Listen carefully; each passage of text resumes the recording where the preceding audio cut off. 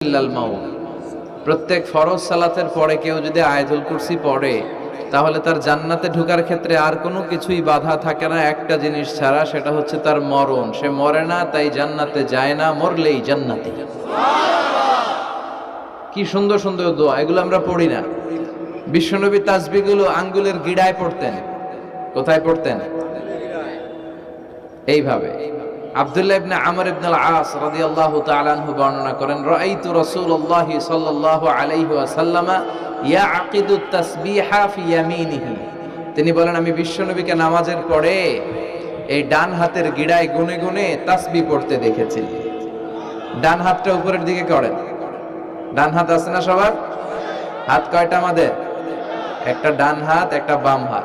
এই পৃথিবীতে মানুষগুলো দুই পন্থী, একটা ডানপন্থী আর একটা, আমরা কোন পন্থী? চিল্লায় বলেন, আমরা কোন পন্থী?